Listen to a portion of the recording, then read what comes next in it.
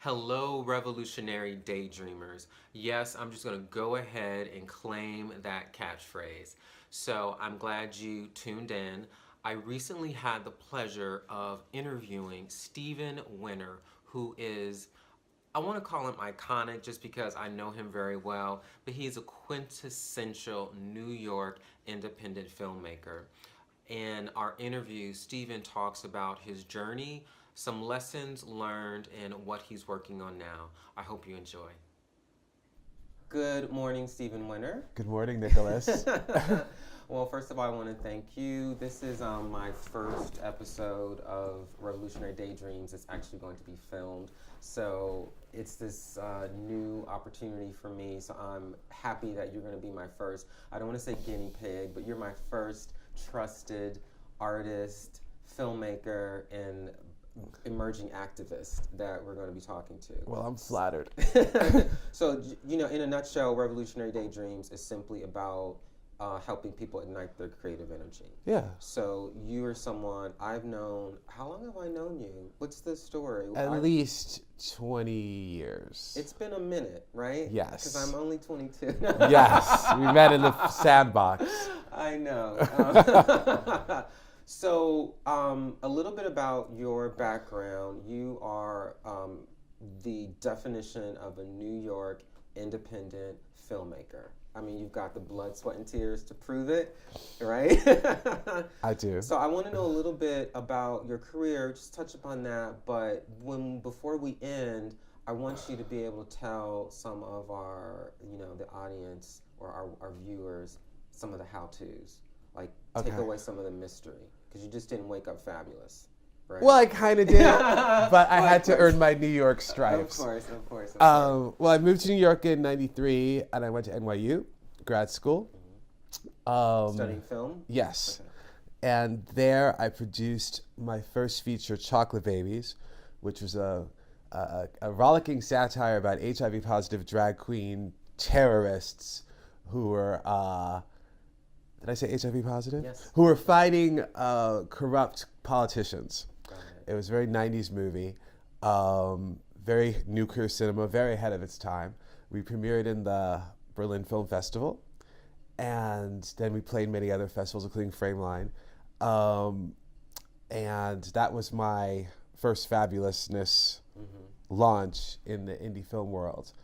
And then since then, I've worked on couple dozen movies by fancy folk. My fancy folk. So you what's interesting about you've been able to straddle this line of, as you say, having your indie cred, and I think what that means is actually being able to hone your craft, have an actual voice in independent cinema, and actually produce, i.e., not you're so many people that.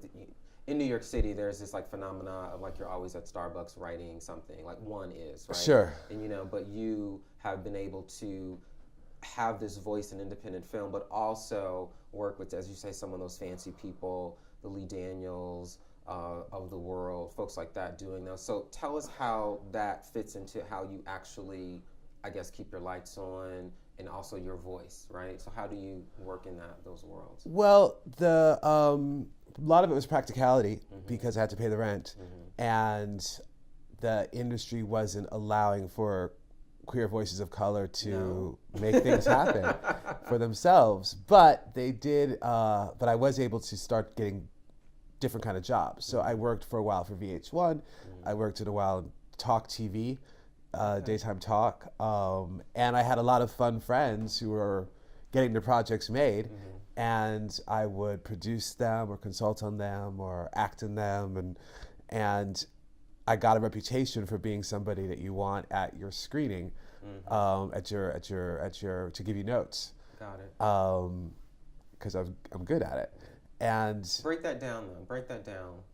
You at a screening and giving notes is about... That's about when a work is in progress and a film is near completion, but they need to know what's working and what's not working, and the editor and the director and the producer usually are now too close to it. Exactly. So they need firm but fair outside voices to come in and say X, Y, Z. folks, and it's not just about like, oh, I liked it or I didn't like it. It's about learning to take a project for what it is and help make it the best thing that it is. Yeah. You know, and to sort of take that advice before on a few things. Yeah, take your ego out of it. Exactly. You know, because just because it's not something that you would have done or done in the way that you would have done it, doesn't mean that it wasn't done well and that you don't have a way to contribute to it. So, so you're helping in that process. I think you must have a unique ability to see other people's voices. I have a top shelf vodka type quality. Got it. Odorless, tasteless, but I can adapt to whatever it is. Got it. But I'm also like a top shelf whiskey too. I taste very good. It tastes very good. But tell us about this type of stories that when you started out with Chocolate Babies, and the type of stories you wanted to tell in part of your trajectory. So if I can say Chocolate Babies is this really great launch. Last year, you were quite successful with Jason and Shirley, yes, which is a retelling of a reimagining, or maybe even a reality of a reality. If you could talk a little bit about that, because that's this huge span, but it also has there's a particular political voice that you're trying to get across. Yeah, I can't help. I've always had a fantasy about being a completely escapist artist, but I can't help but to interject a reflection of our society.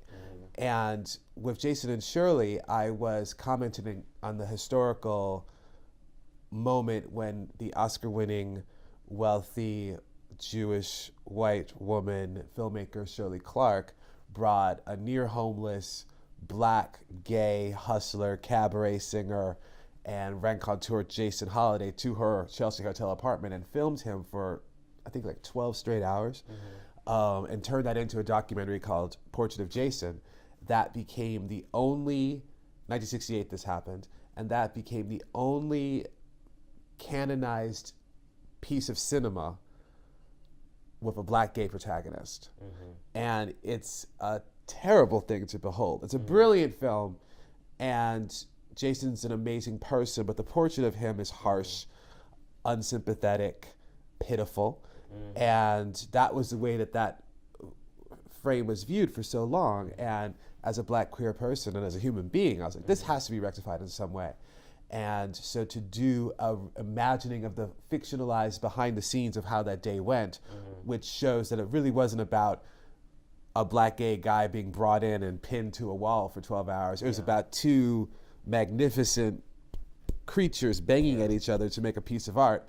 That was a great reclaiming of not only the agency of Jason Holiday, a reframing of what it means to document someone's life, and and what it was like to be a black person in a white Bohemia. The other thing that always bothered me about that whole era, because I came up in art school in the late 80s, early 90s, when Warhol's first big resurgence was happening in terms of like everyone's got to understand their Warhol. And I'm like, why is Warhol so lionized when there's no black people in his world? Like none. Basquiat is linked to him, but that's because Warhol befriended him in the 80s when he needed somebody like that to be a friend. Where were those people during the factory era when it could actually have made a difference? Jason Holiday is the only person of that era, the New York, smoky, bohemian art world, who was black and had a voice, but that voice had been muffled by the way he had been presented to the world. Would you even say he had a voice? Because the voice that we remember is told by someone else's lens, by someone else's... Well, that's the great thing about what my film did, is it helped reframe the obvious fact that Jason was performing his own material. All the work that had been used to describe Jason and Portrait of Jason up to that time had sort of framed it as if, it's like back when Madonna and Janet Jackson were the top celebrity pop singers. They would always emphasize how hard-working Madonna was and how much of a boss she was. And of Janet, it was just like, she rolls out of bed and she does her thing, and she's a Jackson, so it comes naturally. Exactly. It's not work, it's not, it just happens. And this is not true.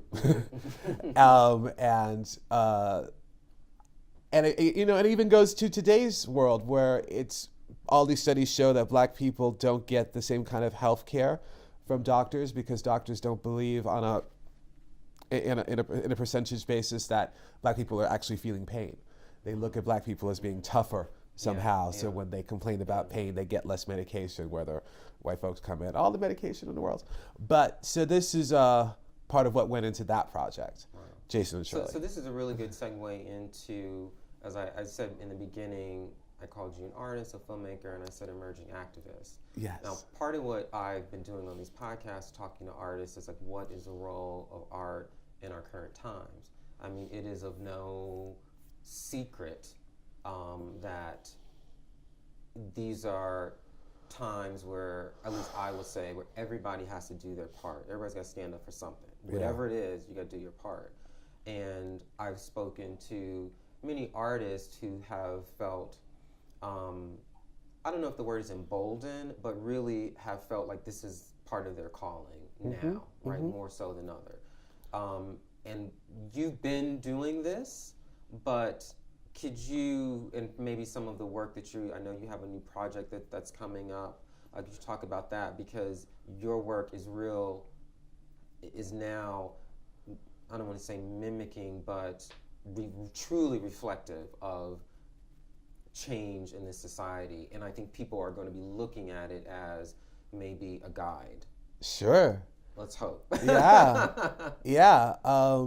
Basically, I've started a new radio show that's being produced by the network Welcome to Night Vale. And it's called Adventures in New America. And every season is going to have a different fictionalized, Afrofuturistic, polyglot, vaudeville, yet at the same time, very James Baldwin-y kind of story about folks not only struggling under what the near future is going to bring us, but also experiencing existential and supernatural experiences, with comedy. As one does, with comedy. And the first 3 seasons are based on, because I have now 6 seasons planned out. Okay. The first 3 seasons are based on screenplays that me and my creative partner Tristan Cohen wrote during the Obama administration. Wow. And could never get produced because they were wacky, they were out there. They had Black leads, or they had queer leads, or they had female leads. Whatever reason that people tell you to do, the people tell you no, that we're not going to produce your script. I always liked them, and one thing about them is I realized that it wasn't that these scripts are not good, it's just that the film industry and my position in it is not lending itself to it coming together in the way I wanted it to. But I knew the stories were good and they had a timeless quality. And not only did they have that, but they're even more relevant now because they all had sort of apocalyptic, dystopian themes within their comedy.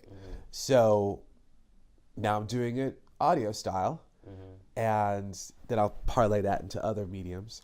But you, I think, are being able to, I guess, reap the benefits now of all these different mediums to tell stories, right? When you first started, I mean, being an indie filmmaker was kind of like that was I don't want to tell you, it was an outside medium. It was like, if you didn't have the podcast, you didn't have the streaming, Netflix, Amazon, all of that. I mean, this was a way to be able to still tell your stories in this indie method. Sure. So are you finding more people knocking on your door because these stories are, I mean, you're someone that has content. I mean, like if you just stay, yes. If nobody gets any lessons, just stay true to having a creative stories, right? And it can get out there. It's about, and this is something took some time to learn. When you think of a story you want to tell, write it, or your screenplay or what have you. Show it to folks, revise it, learn something from the experience of writing it, and if it doesn't go, don't write it to death. Put it in a drawer and be satisfied. Say, I wrote that, I learned from it, here goes the next one. Because that is the thing that has proven to be the salvation of my situation, is that even though I was putting things into drawer, I wasn't putting them in the cemetery. Got it. I wasn't saying, okay, this sucks because nobody liked it. Yeah. I always liked them. Yeah. And I always got them. And we'll see if other people get them. Okay. You know, the great thing about, because it's not just about like putting your art out there, because I've been doing that for 20 some years. Welcome to Night Vale is a network. And this show represents the first green light I've ever received. You know the term green light? Yes. You know, you green light your show, you green light your project. I've been involved in many other people's green lights. I've never been greenlit myself. I've always self-generated all of my big projects. And this is one which is now, for the first time, it's being greenlit and distributed, which guarantees it's going to receive an audience. What comes of that, you know, that's up to me in the show. But that moment, which is something that is something that's now unique to my career.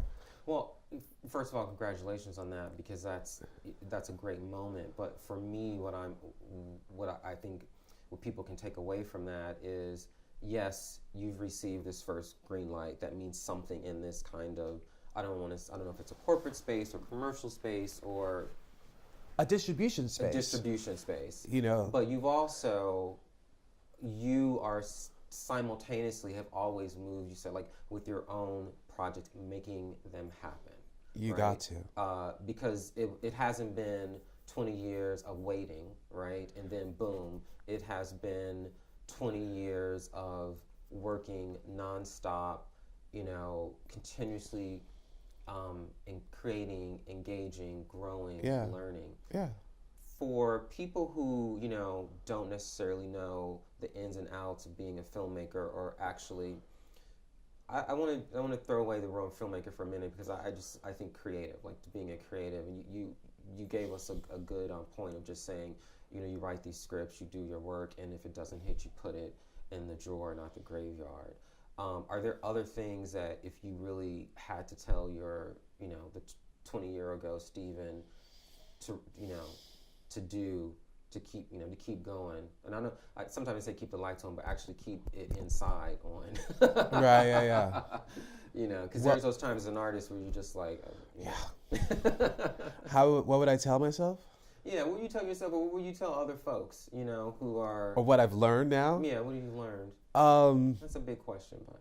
I guess the things, you know, one thing I took from going to college in the late 80s and working, I took classes with actual former Black Panthers and people from that generation. And one of the things that they told me was that things do change. And they're able to give me an appreciable difference between their lives in 1990, between what their lives were in 1970. And now I'm in the experience of being in a position where 1997 is as far away from 2018 as it can be.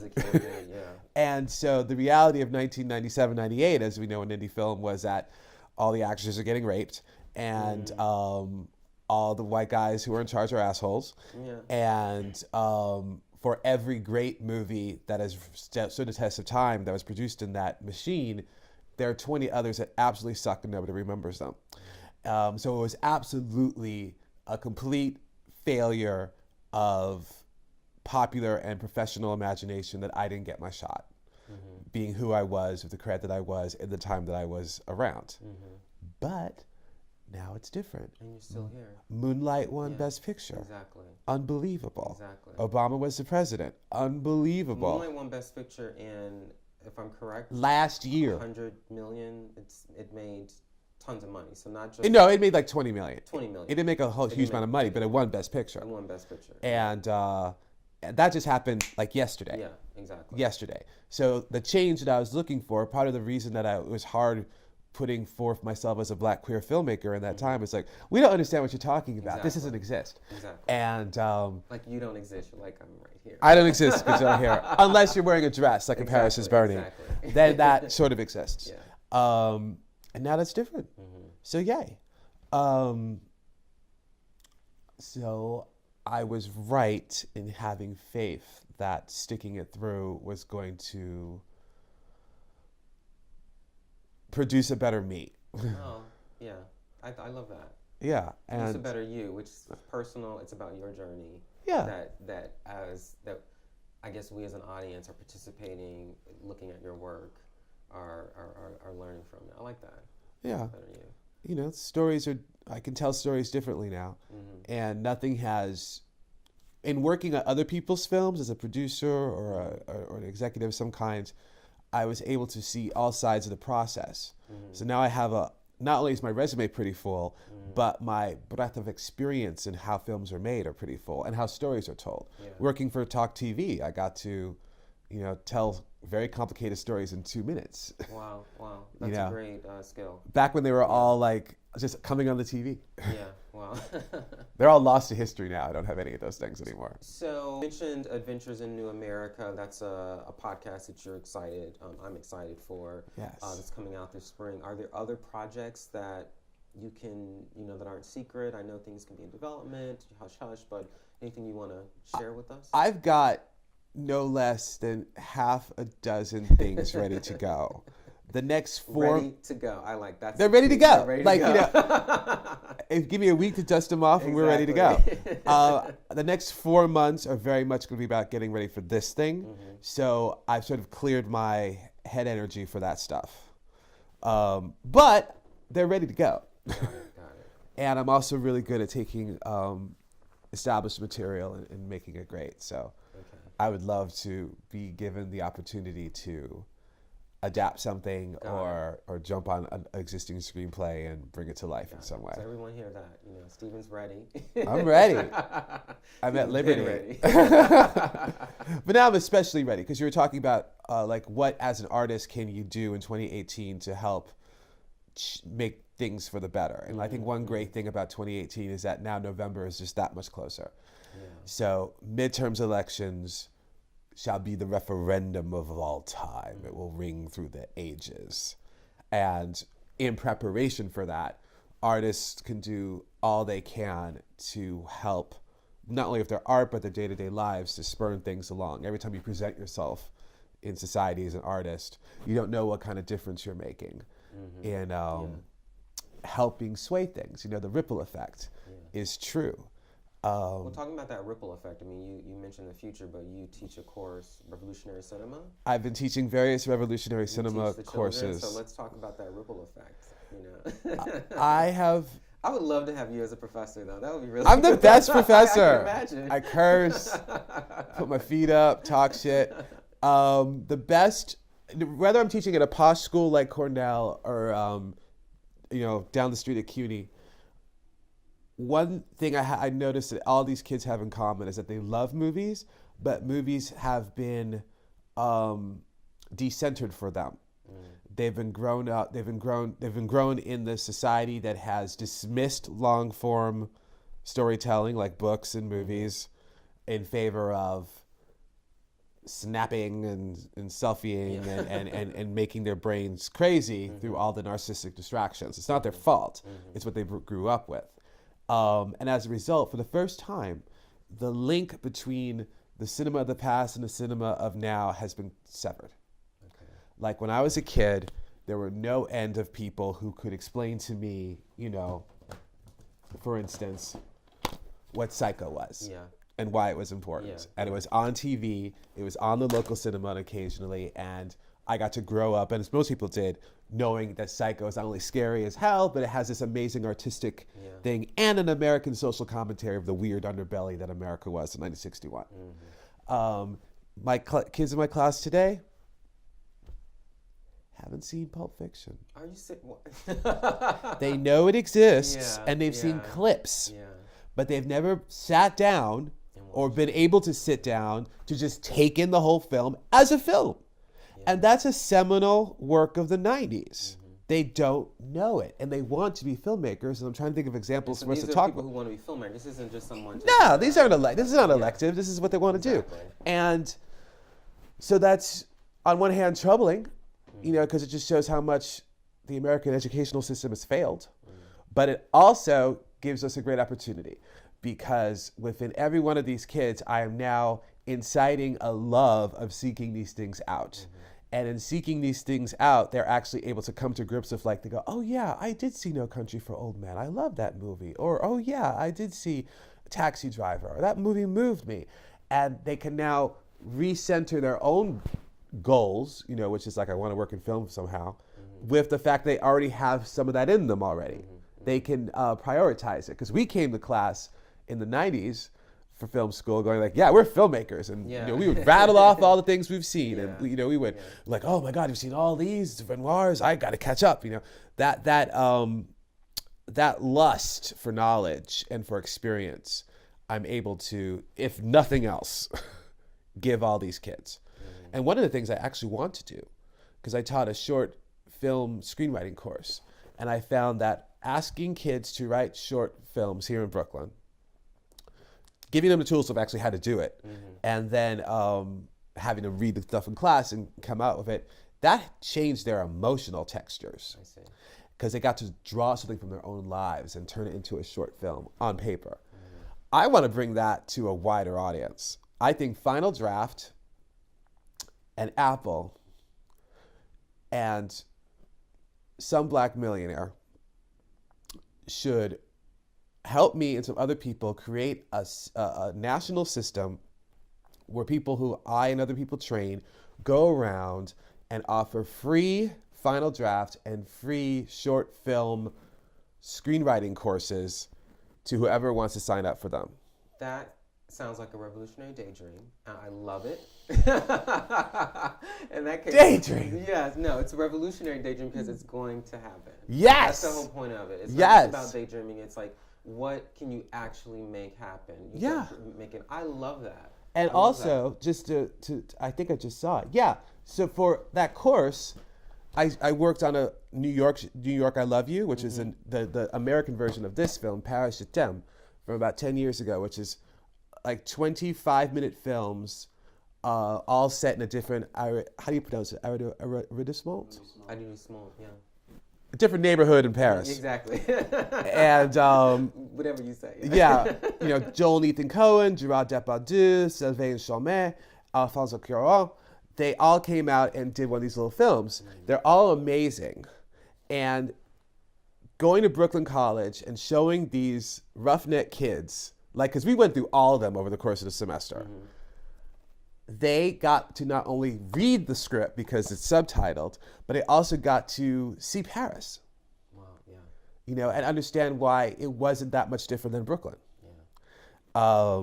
And it's all about expanding people's perceptions, visions, and all of that, and bringing out what's inside. Like, yeah. You know, And this is actually still even kind of a minor piece in that decades of cinema output. But I had the vision to pull it out the drawer and show it to the Brooklyn kids. And it made a huge difference.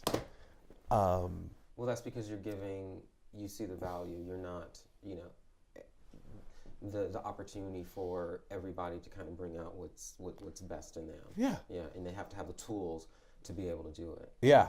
So, well, I'm gonna you've already had great success. I think what I have seen and knowing you for a very long time is this very steady growth. And you're someone, I have several of my artist friends, real artist friends, they just don't ever give up. Yeah. And that's one of your things. You told me a long time ago, I think when I first met you, you were working on some film festival, and I was like, how you doing? He was like, I'm holding this together with like bubble gum and paper clips. I remember that. Because I was. You were, right? And I've always remembered that. And you no longer have bubblegum and paper clips now. That film festival is the Mix Experimental Film Festival of New York City, the oldest LGBT festival in New York City. And that year, 2003, which was 2 years after 9/11, the bottom had dropped out of the festival. The directors had left, the board was in disarray, there was no money. And the object of the game was like, if you could just do it this year, it'll continue. And not only did we premiere Tarnation, the documentary by Jonathan Coet that I helped produce, that went international. But that festival celebrated, I think its 30th year last year, and it's going to do 31 this year. And they are accepting donations as well. They got a whole new crew of kids who are directing it and putting together, and it is still an amazing cultural moment. And because of the work I did back in 2003, me and those comrades, that festival's still going on. Yeah. And so I can now see how the full circle can come around. Exactly. And if you just stick in the game, you can become legendary. Well, that's a good good thing to leave off on, the legendary Stephen Winter. Again, I thank you for joining us today. Thank you. And much more success to come. Here we are. Thanks, Stephen. Thank you, darling.